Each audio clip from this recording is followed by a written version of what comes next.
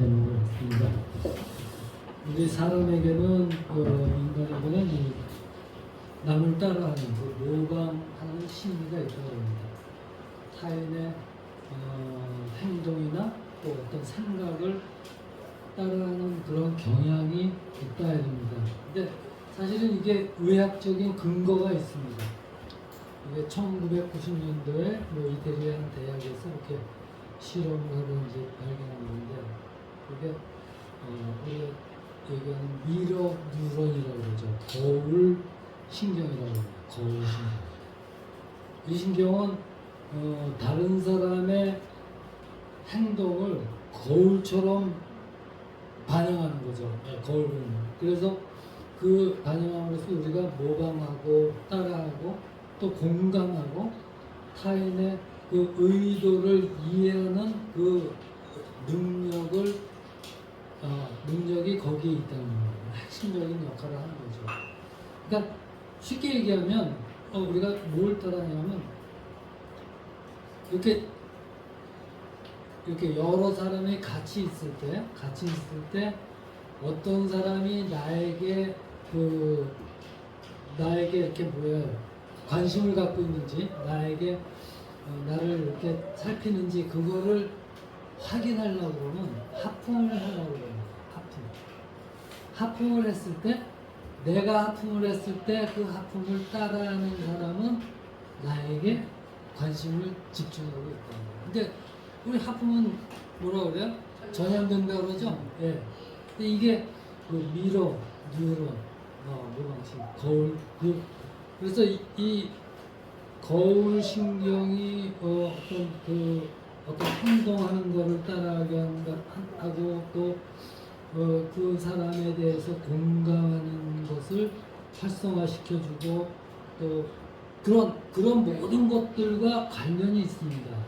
그 행동을 모방하고 배우는데 아주 중요한 역할을 하면서 동시에 이런 것들을 통해서 사회적 유대를 형성하고 촉진한다는 거예요. 그게 뭐예요? 학교에서 남들이 다 요즘 고등학생이나 중고등학생 모르겠어요. 요즘 뭐예요? 디스커버리인가? 내셔널 하여간 디스커버리 그거 다들 그거 입고 또 누가 나이키 하면 다들 나이키 다 그러죠. 그게 이 유대신경에 따라서 서로 유대감을 형성하는 데 중요한. 그러니까 유행 심리가 바로 여기서부터 나온 거죠. 근데 우리 사람은 의식적이건 무의식적이건 무언가를 어떤 것인가를 알게 모르게 배우고 따라하고 모방하도록 지음받은 존재라는 거예요. 하나님이 참 오묘하시죠. 오묘하거든요. 그러니까 이게 우리의 믿음에 사실은 적용이 돼야 되는 거예요. 성경에서 늘 우리 예수 그리스도를 닮아가라 이렇게 되거든요. 그러니까 하나님은 그걸 다 알고 계신 거예요. 우리를 지으실 때 이렇게 지으셨거든요. 뭔가를 따라하고 모방하는 거예요. 근데 인간은 어떻게 해요? 이 모방하는 이 신경을 어디에다 쓰냐면 좋은 것을 배우기보다는 나쁜 것을 배우는데 우리가 더 빠르다는 걸 우리가 늘 인식하죠. 영어를 모르는 사람도 영어로 하는 욕 한두 가지쯤은 다 알고 있습니다. 그렇죠. 어디서 들었거든요. 나쁜 짓은 가르치지 않아도 시키지 않아도 따라하라고 그러지 않아도 다 알아요. 근데 지금은 어떻게 해요? 우리가 보고 듣는 그런 모든 것들이 다 그런 것으로 다 이렇게 자꾸 몰아가고 있거든요. 나쁜 것들, 이런 것들을 알게 모르게 알려주고 있어요. 이 구약을 보면 하나님께 택함 받은 민족, 이스라엘 백성이죠. 하나님의 백성. 근데 그 하나님의 백성에게 하나님이 뭐라고 말씀하십니까? 너희는 악한 것 본받지 말고 선한 것을 본받아라 라고 끊임없이 이스라엘의 역사를 통해서 끊임없이 말씀하거든요. 근데 그 저들은 하나님의 백성이라 스스로 일컫는 저들은 어떻게 해요? 늘 하나님이 미워하시는 가증한 것과 악한 것과 더러운 것 그거를 늘 본받아서 범죄를 한다는 거예요. 이게 우리 인간이에요. 신약에서도 마찬가지예요. 우리 고린도전서 11장 1절 한번 볼까요? 11장 1절에서 사도 바울이 이렇게 말씀하죠. 사도 바울이 교인들에게 권면하는 거죠. 내가 그리스도를 본받는 자가 된 것 같이 너희는 나를 본받는 자가 되라. 이렇게 하라는 거예요. 믿음을 이런 믿음으로 나아가라. 이렇게 말씀하는 거거든요. 근데 어때요? 그렇게 돼 있으니까 이 본받는다라는 거는 이 한자로 얘기하면 근본본을 본자를 쓰거든요. 본자를. 그러니까 어떤 것을 본보기로 근본으로 삼아서 그대로 따르거나 닮아간다는 의미가 되는 거예요. 여기서 본보기를 삼는다는 거는 사실은 어떻게 모범이 되고 좋은 본보기를 의미하는데 우리는 그게 그 본보기가 늘 나쁜 것으로 흐른다는 거예요. 그러니까 지금 여기서 오늘 본문에서도 저희 믿음을 본받으라 이렇게 말씀할 때는 뭐예요? 우리 이 좋은 것을 따르는 그것이 우리 믿음에 적용되도록 하라라고 권면하는 거거든요. 근데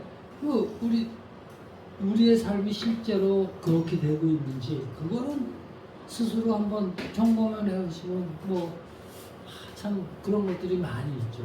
오늘 이 본문 정말 너희 7절에서 하나님의 말씀을 너희에게 일러주고 너희를 인도하던 자들을 생각하며 그들의 행실의 결말을 주의하여 보고 그들의 믿음을 본받으라. 믿음을 본받으라. 우리가 본받아야 될 그 당시의 성도들의 삶이 어땠가? 이거 우리가 오늘 본문을 통해서 살펴보는 거죠. 정말 그거를 우리가 살펴보면서 정말 어떻게 해요? 영육간에 지금은 영적으로도 많이 흐트러져 있습니다. 영육간에 가증하고 악하고 더러운 것이 범람하는 이 시대예요. 제가 늘 얘기하죠. 동성애 얘기하고 LGBT 얘기하고 그러는데 그다음에 어린애들한테 성전환하라고 막 가르치고 막 그러는데 그 해리포터 지은 사람이 누구예요? 해리포터 지은 작가가 돈을 엄청 벌었습니다. 아마 역대 도서 팔린 거로 아마 엄청나게 그 순위가 높거든요. 돈 엄청 벌었어요. 근데 해리포터의 내용은 다 마법이거든요. 오컬트거든요. 근데 그 여자가 무슨 주연 콜링인가? 그 여자가 이런 얘기를 했습니다. 어린애들에게 성전환하라고 하는 건 나쁘다 이거예요. 그거 아니다 이거예요. 인간은 남자 여자 딱 성별로 그렇게 구분되어 있다. 옳은 얘기잖아요. 근데 저는 기분이 나빠요. 왜 그 여자에게서 오컬트를 어린애들 정신을 오염시키는 오컬트를 퍼뜨리는 거예요. 해리포터 모르는 애들 없습니다. 마법에 대해서 다 얘기하는 거예요. 그런데 옳은 얘기라고 저 영적으로 이게 그러니까 영육간에 정말 아주 분별하기가 힘들 정도로 스트러져 있는 시기거든요. 근데 그런 시기에 우리가 본받아야 될 믿음의 본보기 이거를 지금 말씀드렸어요. 어떻게 보면은 정말 이 시대에 맞지 않는 소리 같기도 합니다. 야, 뭐 여기 옛날 얘기하고 있어. 뭐 생각을 해봐야 된다. 저도 아까 애들 데리고 나가서 뭐 사주고 그러는데 제가 우리 손주한테도 손주 장난감 사주고 안 사주던 게 딱 하나 있었어요. 포켓몬스터. 귀신이거든요. 몬스터거든요. 그거를 사줘야 되는지 말아야 되는지 사주지 말아야 되죠. 근데 갔는데 준혁이, 유신이, 주영이 셋이서 그걸 다 그러고 사줬습니다. 이게 참 답답한 얘기예요. 그러나 이제는 우리가 걔네들은 분별을 하지 못하고 우리가 가르쳐야 되는 시대예요. 그래서 어찌 보면 정말 지금 오늘 이 하는 말씀들이 시대에 맞지 않는 것 같이 보이지만 그러나 우리가 이거 영적인 관점에서 한번 살펴보자 이거예요. 본받아야 될 믿음이 어떤 건지. 1절에서 이렇게 말씀합니다. 형제 사랑하기를 계속하고. 이건 사랑은 하나님의 품성, 가장 대표되는 품성 중에 하나예요. 품성입니다. 그러니까 이 사랑의 진실성은 그 사랑이 정말 진짜냐 아니냐 이거에 여기는 그것이 일시적이냐 지속적이냐 뭐 잠깐이냐 영원한 것이냐 이걸로 우리가 판별을 알고 있습니다. 이거를 너무 많이 풀어놨거든요. 사랑은 변하는 것이고 사랑은 이렇게 되는 마치 감정처럼 뭐 호르몬 작용으로 뭐 어쩌고 근데 그렇지 않습니다. 사랑은 하나님의 대표적인 성품이고 하나님의 가장 고귀한 성품 중에 하나. 우리가 하나님의 형상을 따라 지음받은 우리에게 그 사랑 그것이 우리에게 있는 거예요. 형제 사랑하기를 계속하고 지속적으로 이거를 우리 믿음에 대입시켜야 된다. 에베소서 6장 24절에 이렇게 말씀합니다. 에베소서 6장 보면은 이렇게 말씀하죠. 마지막 절입니다. 에베소서 6장 23절 이 교인들에게 말합니다. 아버지 하나님과 주 예수 그리스도께로부터 평안과 믿음을 겸한 사랑이 형제들에게 있을지어다. 우리 주 예수 그리스도를 변함없이 사랑하는 모든 자에게 은혜가 있을지어다. 이렇게 되거든요. 이 사랑이 변함없이 계속해서 이렇게 되는 거거든요. 우리 믿음에 이걸 우리가 과연 우리의 믿음의 본질 하나님 사랑, 이웃 사랑 이것을 우리가 지키고 있는가 지금 지키고 있는가 이 부분을 우리가 늘 점검하고 기억해야 되는 것입니다. 또 2절에서는 오늘 2절에서 계속해서 이렇게 말씀하죠.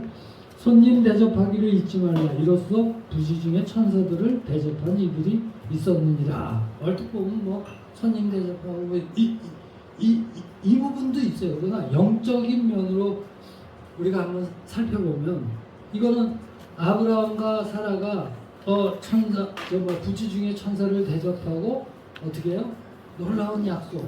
그 뭐예요? 하나님께서 너에게 이삭을 준다는 그 약속이 응답되는 그 순간이 이 부분이잖아요. 근데 그 백세에 하나님이 약속하신 아들 이삭을 줍니다. 그때 부지 중에 천사를 이렇게 되는데 손님 대접하는 게 과연 뭐 천사를 대접하는 것인가? 뭐 이런 이게 아니라 여기서 손님을 대접한다는 것에는 하나님을 알지 못하는 사람들을 배척하고 멸시하는 것이 아니라 오히려 그들을 나보다 더 나은 존재를 여기고 섬기라 이거예요. 이스라엘 백성이 하나님의 택함받은 이스라엘 백성이 지금도 욕먹고 지탄받는 이유 중에 하나가 뭐예요? 이방인들은 다 쓰레기로 알거든요. 근데 여기 주님은 그렇게 말씀하지 않았거든요. 빌립보서 2장 3절에서 5절을 보면 이렇게 말씀합니다.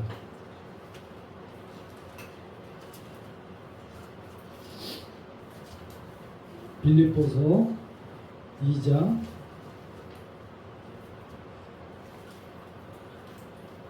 처음부터 보세요.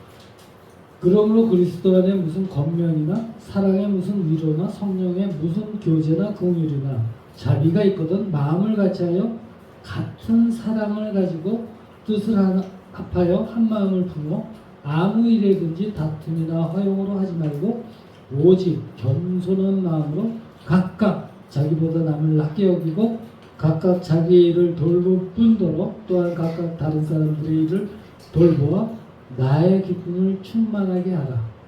너희 안에 이 마음을 품으라. 곧 그리스도 예수의 마음이니. 이렇게 연결이 되거든요. 이게 뭐야? 하나님을 알지 못하는 사람, 그들을 나보다 더 나은 존재로 여기고 섬기라. 이 말씀이거든요. 이거는 사실은 이스라엘 백성이 그래도 지금 우리에게도 사실 가장 어떻게 보면 쉬운 듯 하면서도 가장 지키기 힘든 말 중에 하나예요. 그렇잖아요. 지금 교회들이 감추고 있잖아요. 믿지 않는 다 그렇게 돼 있잖아요. 그러나 우리가 어떤 부분을 생각해야 돼요?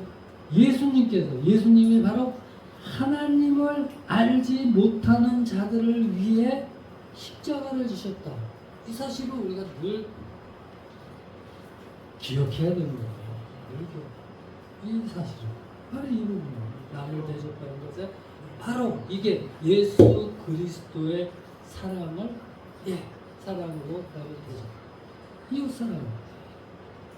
또 4절 모든 사람은 결혼을 귀히 여기고 친소를 더럽히지 않게 하라. 음행하는 자들과 간음하는 자들을 하나님이 심판하시리라. 물론 이건 결혼에 대해서 귀히 여기 그 부분도 있지만 이 성경에서 얘기하는 영적인 어떤 음행과 간음은 대부분 어떻게 해요? 우상 숭배와 관련이 돼 있습니다. 그러니까 지금 성경은 이 영적인 면에서 부부 관계를 통해 결혼이라는 이 계약 관계를 통해서 그리스도와 예수 그리스도와 교회와의 관계를 말씀하는 것입니다. 우리는 그런 계약 안에 들어있는 거예요. 근데 여기에는 결국 뭐예요? 그러니까 음행하는 자들, 간음하는 교회가, 우리 믿는 자들이 교회가 오염되기 쉬운 아주 쉽다는 것을 보여주는 거예요. 교회가 오염되기 쉽다. 교회 많이 오염됐잖아요. 우리가 교회가 주위에서 뭐 멀리 있는 친척이 누가 나도 이제 교회 나가고 싶어 그럴 때 교회를 선뜻 어느 교회 나가 동네에 뭐 교회들이 몇 개 있는데 나가도 될까? 교회를 추천하기가 힘든 세상 되지 않았어요? 저는 그렇게 봅니다. 교회 추천하기가 힘든 세상. 교회 안에서 성경에 반하는 얼마든지 일어나고 교회 안에서 정말 음행하는 간음하는 그런 일들이 말하자면 일어나잖아요. 안 그래요? 저는 그렇다고 봅니다. 교회 안에서 뭐 타락한 교회들이 많다는 거예요. 우리나라뿐만 아니라 전 세계죠. 전 세계적으로. 네, 그렇거든요. 그러니까 그 음행하는 자들과 간음하는 자들 하나님이 심판하신다 했어요. 교회가 지금 심판받고 있는 시대에 들어서 있습니다. 교회들이. 이런 부분입니다. 또 5절에서는 돈을 사랑하지 말고 있는 바를 족한 줄로 알라. 이렇게 돼 있어요. 돈을 사랑한다는 것은 세상을 사랑한다는 것이죠. 세상을 대표하는 게 돈이고. 그래서 주님도 돈과 하나님을 동시에 사랑하십니다. 예, 섬길 수 없다고 했어요. 예, 분명히 대적하는 세력이거든요. 세상. 이 세상을 사랑하지 말라는 거예요. 근데 우리는 너무나 세상을 사랑하죠. 세상을 너무 사랑합니다. 좀 더 이렇게 됐으면 어떻게 됐으면 이렇게. 이런 모든 것들이 지금 우리의 나의 믿음 안에 담겨져 있는가. 이걸 우리가 늘 점검해야 돼요. 16절에 뭐라고 그래요? 오직 선을 행함과 서로 나누어 주기를 잊지 말라. 하나님은 이 같은 제사를 기뻐하시는 하나님이 기뻐하시는 제사 우리 예배죠. 여기에는 하나님이 선을 행하고 서로 나눠주기 여기에는 우리가 복음을 전도해요. 우리가 하나님을 전도해요. 이거는 우리가 전도하는 그것 자체가 뭐예요? 이웃에게 선을 행하고 나누어주고 사랑을 실천하는 것이 포함되어 있다는 거예요. 내가 이웃을 사랑한다면 그 이웃이 멸망의 길에 가지 않기 바라는 것이 사랑하는 마음이에요. 그러니까 복음 전도하고 하는 거 그거 되는 거예요. 그 사실을 우리가 늘 기억하고 이게 우리의 삶이 되어야 된다는 것입니다. 그러니까 이처럼 지금 뭐 쭉 했지만 이처럼 우리가 본받아야 하는 믿음은 어떻게 보면 뭐 거창하고 대단한 일이 아닌 것처럼 보일 수도 있습니다. 뭐 이 사람 나 그렇게 해, 뭐 나 손님 대접 잘하고 뭐 이렇게 해. 그러나 사실은 정말로 애써야 하는 일이에요. 애써야 됩니다. 전도 쉽게 됩니까? 전도 쉽지 않잖아요. 전도 쉽지 않습니다. 옛날에는 교회마다 길거리 나가서 막 전도했잖아요. 요즘 보여요? 안 보여요? 사람들이 싫어하니까 안 해요. 그렇잖아요. 저도 뭐 옛날에 교회에서 뭐 전도 나갈 때 싫어했어요. 안수 집사람 마치 뭐 끌려가는 것처럼 끌려가지만 싫어했어요. 뭐 이런다고 되냐 뭐 이러면서. 이게 우리의 모습이에요. 근데 지금 선을 행함과 서로 나누어 주기를 바라. 선을 행하고 나눠주는 사랑을 실천하는 그것이 우리의 전도 속에 담겨 있다는 거 아니에요. 그거를 봐야 되는 거죠. 네. 그리고 쉬워 보이지만 쉽지 않아. 그 일이에요. 우리의 믿음 생활이 사실은 그렇다는 거예요. 그리고 그럼에도 불구하고 믿음의 선진들은 그렇게 했다는 거예요. 그렇게. 그리고 우리가 이렇게 그 믿음의 본보기를 본받아 살아갈 때 하나님이 우리와 함께 하시면 하나님의 축복을 우리가 누리게 된다. 이렇게. 5절 뭐라고 그래요? 돈을 사랑하지 말고 있는 바를 족한 줄로 알아. 세상을 사랑하지 말고 이게 있는 바를 그가 친히 말씀하시기를 뭐라고 그래요? 내가 결코 너희를 버리지 아니하고 너희를 떠나지 아니하리라 하셨느니라. 이렇게 됩니다. 하나님은 순전한 믿음으로 사는 사람을 떠나지 아니하신다. 시편 37편 25절에 이렇게 말합니다. 내가 어려서부터 늙기까지 일생 전체를 통해서 의인이 버림을 당하거나 그 자손이 걸식함을 보지 못하였도다. 이거 시편은 대부분 뭐예요? 믿음의 간증이거든요. 간증. 무슨 뜻입니까? 어려서부터 늙기까지 의인이 버림당하거나 그 자손이 걸식함을 보지 못해. 무슨 뜻이에요? 하나님께서는 믿음으로 살아가는 사람들을, 믿음으로 사는 자를 버리지 아니하시고 떠나지 아니하시고 언제나 함께 해 주신다. 이렇게 간증하는 겁니다. 이걸 우리가 생각해 보세요.